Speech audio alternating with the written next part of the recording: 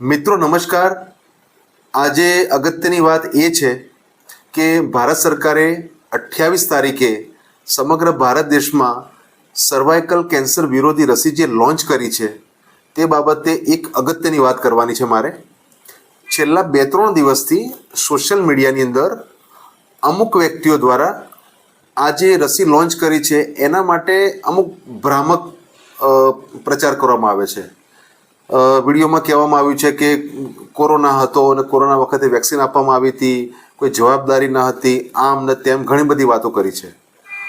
પણ હું માનું છું કે આ જે વેક્સિન છે સર્વાઇકલ કેન્સર વિરોધી વેક્સિન એટલે કે HPV હ્યુમન પેપિલોમા વાયરસ માટેની જે રસી છે એ રસી બેઝિકલી કિશોરીમાં આપવાનો આપણો હેતુ એ છે કે એ કિશોરીને ભવિષ્યની અંદર સર્વાઇકલ કેન્સર એટલે કે ગર્ભાશયના મુખનું કેન્સર થવાની શક્યતા નહિવત થઈ જાય છે, સર્વાઇકલ કેન્સર અટકે છે।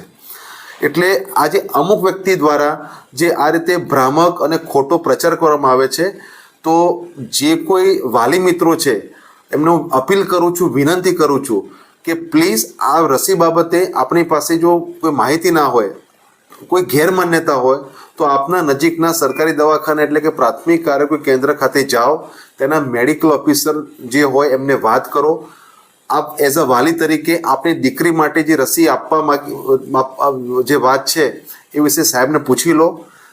તમને જો વાત યોગ્ય લાગે, સાચી લાગે તો કોઈ પણ ડર વગર, કોઈ પણ ચિંતા વગર તમારી દીકરીને જો 14 વર્ષ પૂર્ણ કર્યા હોય અને 15મું વર્ષ રનિંગ હોય તો પ્લીઝ મહેરબાની કરીને આ રસી અચૂક મુકાવો અને સાચી માહિતી મેળવો। અને વધુ માહિતી માટે મેં કીધું એમ તાત્કાલિક આપના નજીકના PSCમાં જાઓ અને સાહેબને વાત કરો તો પ્લીઝ આ જે સરકારનું અભિયાન છે એ પરિપૂર્ણ થાય। બીજી એક વાત કે ઘણી વાત એવું પણ કહેવામાં આવ્યું છે કે આ વેક્સિન અચાનક લાવવામાં આવી છે, અચાનક કોઈ આવું કંઈ ડીલ થઈ, આવું કશું જ નથી। આ જે વેક્સિન છે, રસી છે મિત્રો, એ છેલ્લા ઘણા સમયથી પ્રાઇવેટ હોસ્પિટલમાં એનું જે નજીવી જે કિંમત હોય છે એ રીતે આ વેક્સિન આપવામાં આવે જ છે।